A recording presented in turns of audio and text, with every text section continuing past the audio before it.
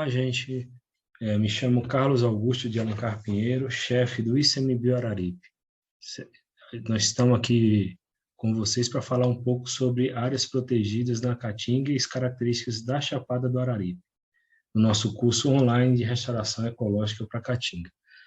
E, primeiramente, para a gente poder entender essas características, nós vamos estar tratando de um tipo de áreas protegidas que são unidades de conservação. Nós temos outras, terras indígenas, territórios quilombolas, mas eu vou trazer para cá a característica da unidade de conservação. E o que é unidade de conservação? As unidades de conservação, elas possuem características específicas, e ela faz parte do escopo do Sistema Nacional de Unidades de Conservação, que é uma lei federal pela qual rege todo o nosso sistema, né? São áreas passíveis de proteção, por causa das suas características especiais, são espaços territoriais, são aqueles que você consegue delimitar a sua área, né?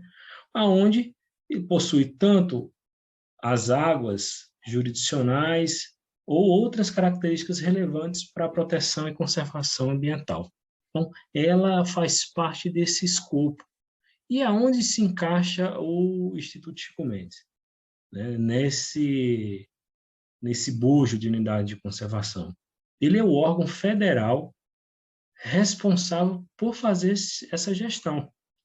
Né? Ele faz a gestão das unidades de conservação a nível federal.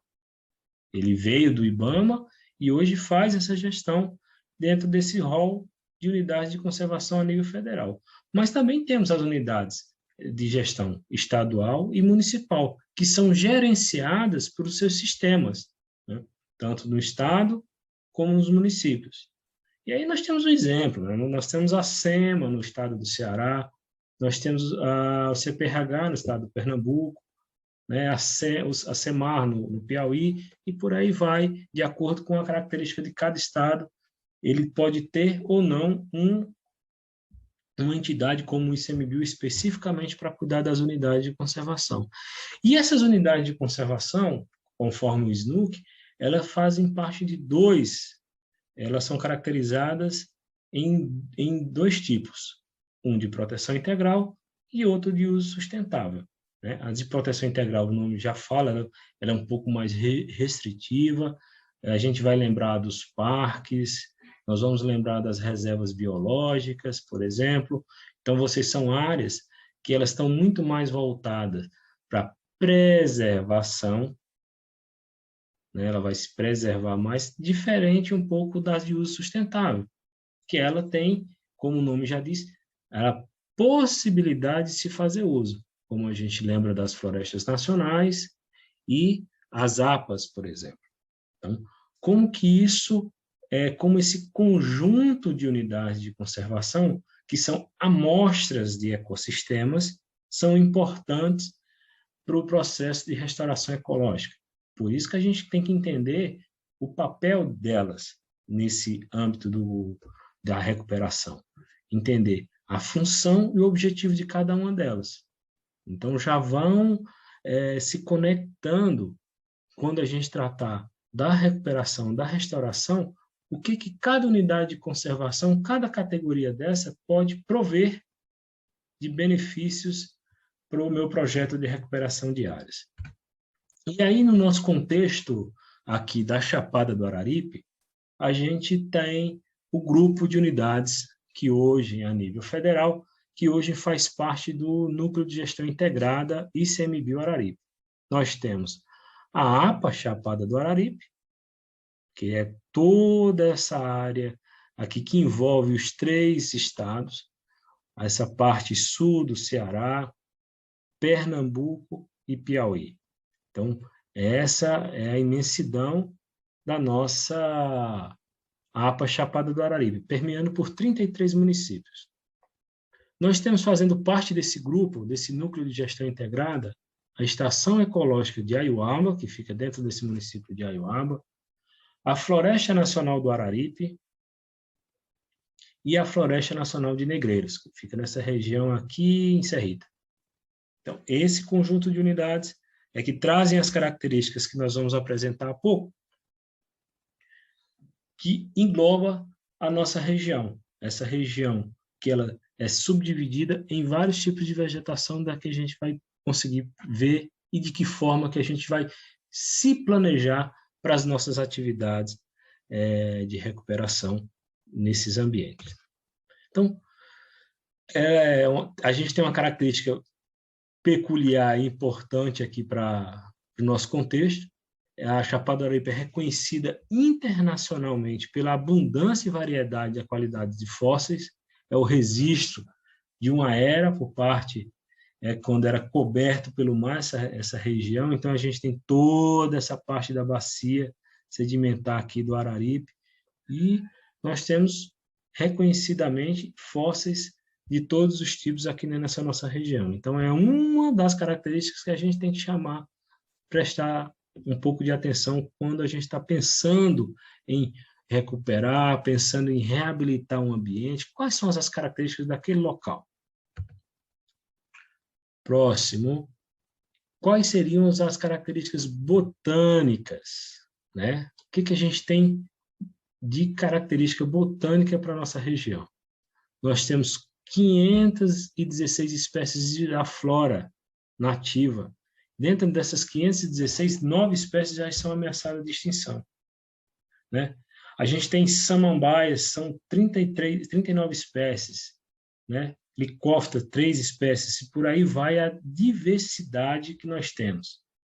Além dessas espécies que nós temos aqui nessa diversidade, a gente opta e olha para o levantamento que temos aqui de 174 espécies só para uso comercial, de produtos não madeireiros e madeireiros, né?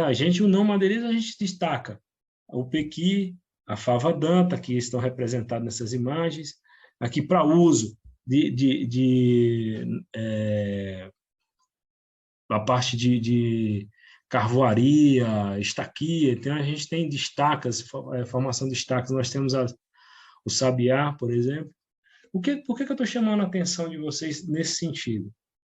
Quando você denomina, escolhe uma área para recuperar, você vai pensar em vários tipos de estágios que a gente vai querer, né? E que tipo de recuperação que a gente quer.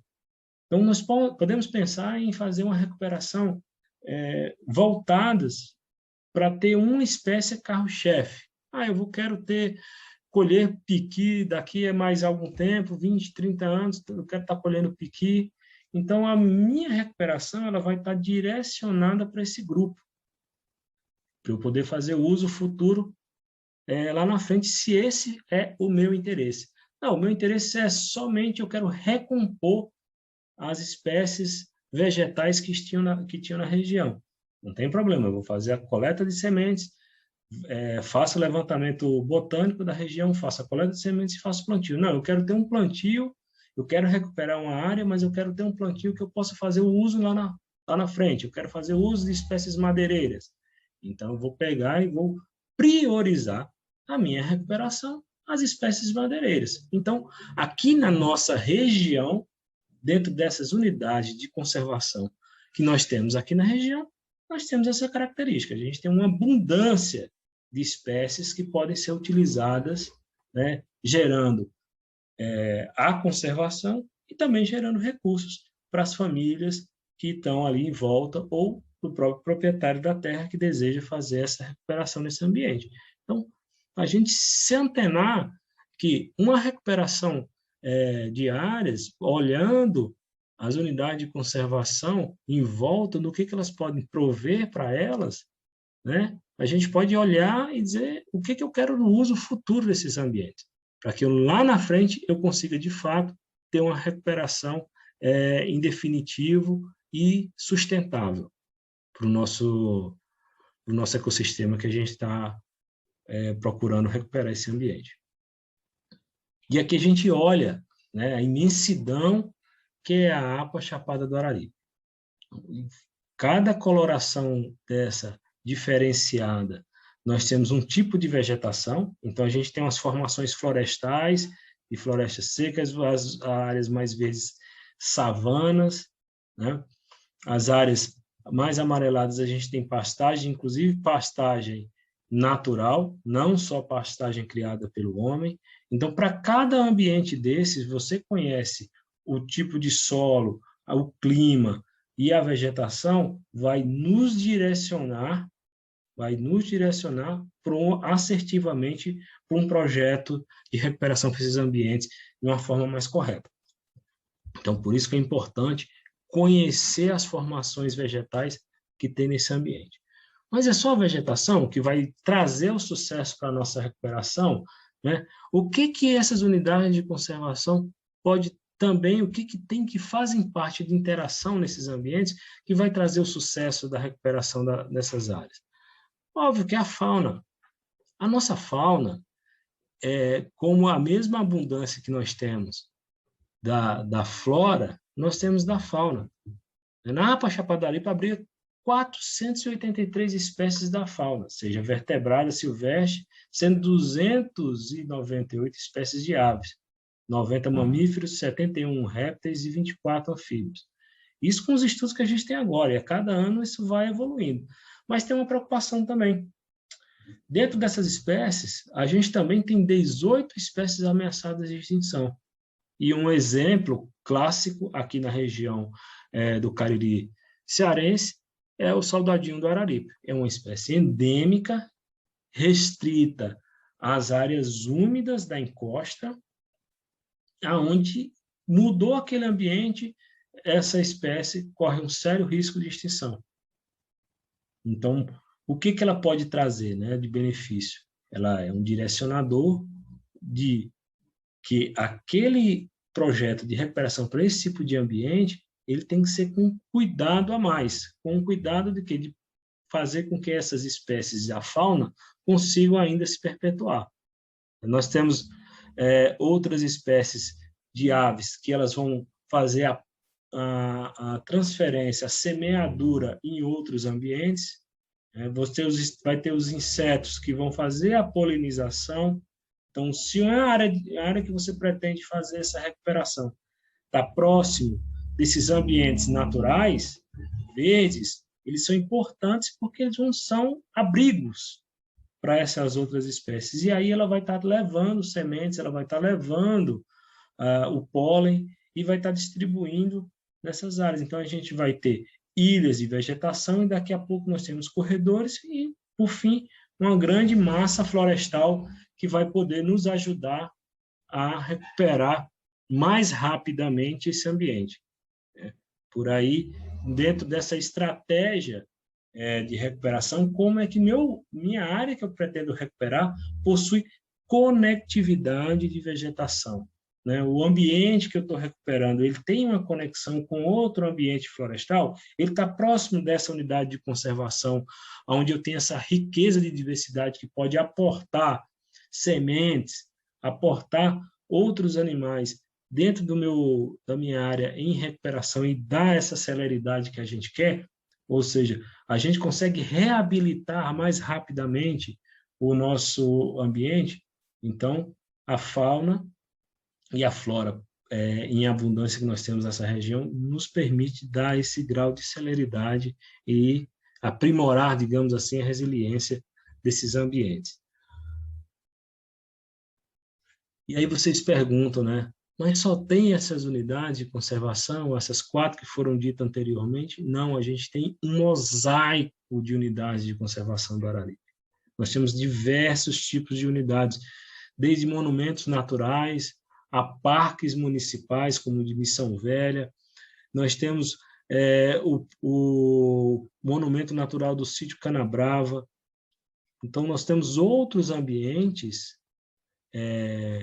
que são áreas protegidas, são unidades de conservação que também têm o seu papel, né, que fazem com que esses nossos locais, como o RPPN do Arajara ou da Quasis, que trazem consigo, estão dentro desse complexo, digamos assim, que é a Chapada do Araripe, que não sua diversidade, que vão trazer, eles trazem todo esse arcabouço, esses ambientes propícios de regeneração em volta dessas áreas. Então, as unidades de conservação, eles são ambientes que devem difundir conhecimento, cultura, meio ambiente e sabedoria quando a gente olha as nossas populações locais. Então,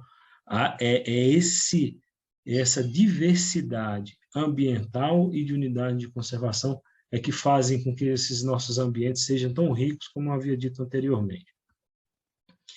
E o que eles proporcionam, né? A gente vem conversando a relação deles com a recuperação das áreas, mas o que eles proporcionam? E eles proporcionam os serviços ecossistêmicos. Então, a Chapada do Araripe, pela diversidade, de diversas influências do ambiente, eles influenciam diretamente na saúde humana. Então, essas áreas vão trazer condições climáticas melhores, vão trazer uma qualidade de água e de ar, espaços para recreação, recursos medicinais utilizados, né, os alimentos que a gente acabou de falar, e as nossas sementes dentro desse bojo todo, ele vai trazer as sementes que vão ser utilizadas na nossa recuperação das nossas áreas. Então, a gente vai desde o uso público, como um serviço ambiental, passando para evitar a erosão, né, uma atividade, a floresta, essas áreas naturais, eles evitam os processos erosivos, e esses processos erosivos vão evitar de entupir nascentes, perder as nossas levadas de água, né, melhorar no abastecimento da água dos locais,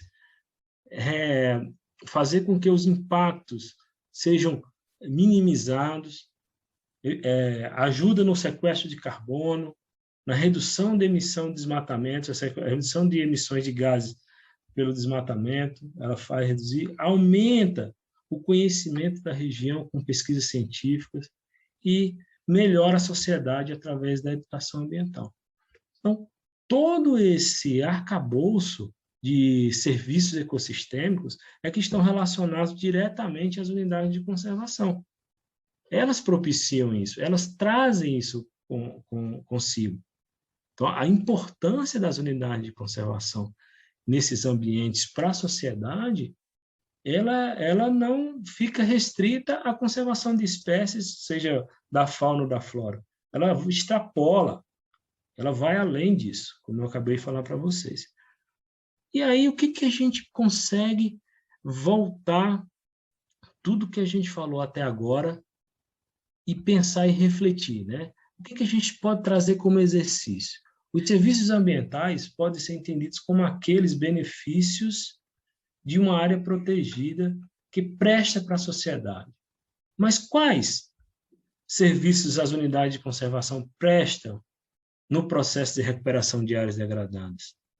Eu quero que vocês raciocinem, pensem um pouco sobre isso, relatem, para quando vocês forem projetar a recuperação de ambientes, consigam identificar quais são as unidades de conservação que estão ali próximo e qual é a categoria delas e o que elas podem ajudar a vocês a dar esse melhoria na qualidade de recuperação dessas áreas. Por fim, eu vou deixar um convite para vocês. Eu quero que vocês possam assistir esse vídeo que está lá no YouTube, através desse link, ou mesmo fazer uma busca pelo título, Valor das Unidades de Conservação para a Sociedade Brasileira. Isso vai trazer em números e em sensações o que eu acabei de falar para vocês. Então, espero que eu tenha passado a informação com relação às unidades de conservação e como elas podem contribuir no processo de restauração ecológica para a Caatinga. Um bom curso a todos, muito obrigado. Aí está o meu contato e a gente vai se ver um próximo curso ou numa próxima reunião. A gente vai estar sempre presente. Forte abraço a todos e até mais.